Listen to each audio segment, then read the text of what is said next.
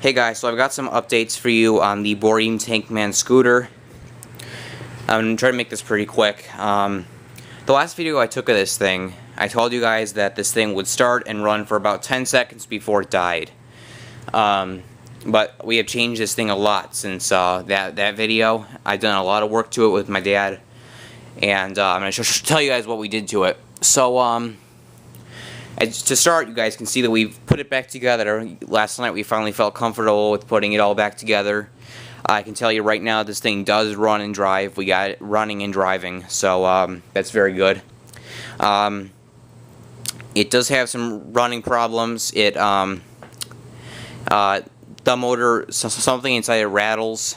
My dad says we need to check the compression, and he thinks it's the piston rings. So we're going to go ahead and see. He said we might want to work on this over the winter, and because he doesn't think we're getting the most out of this engine. He thinks that we could get a lot more power out of this engine, but this scooter does go pretty fast. Another problem it has is it will only run at least half choked. This engine will not rev up if the choke is off. Sometimes it will start very well if the choke is off, but usually it will not start if the choke it will not rev up if the choke is off. So that's a problem in itself. I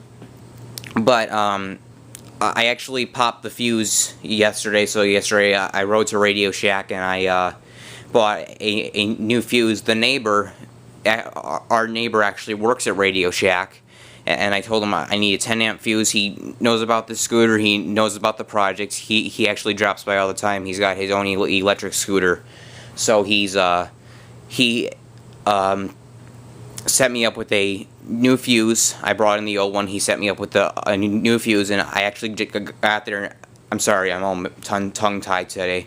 I actually got there in just the nick of time because they were about to close. But he let me in, and he set me up with a new fuse, checked me out, and then after that, after I got back on my bike, he actually stopped by a few minutes later, and he actually helped us reassemble this thing after we put the fuse in it.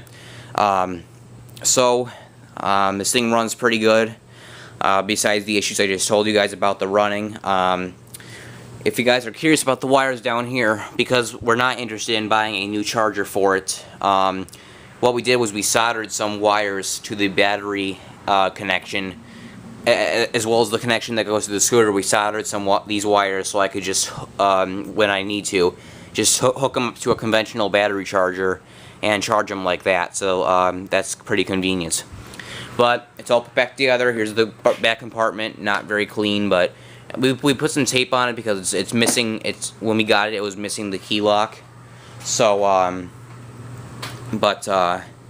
it was like missing the key lock, and we put some tape on there so it doesn't rattle so much.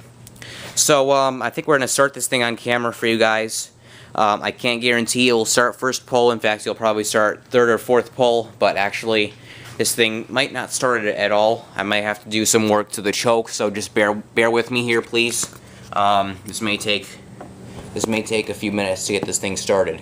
Even though I just had it running a few minutes ago, I told you guys this thing does have some starting problems, so sometimes it'll take it quite a few minutes to start. So turn the key. I put the key on my key ring, just FYI. Let's hope this, let's cross my fingers and hope this thing starts and runs.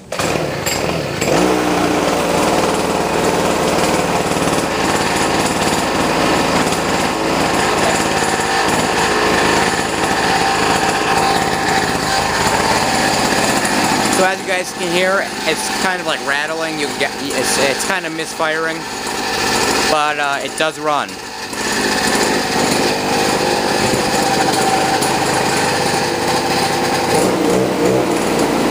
It does drive too, as I said.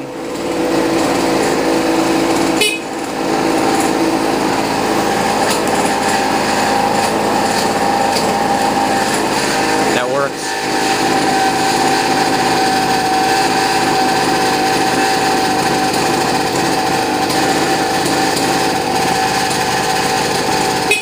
Oh, huh. Okay, so let's sit a minute. Hold on a minute.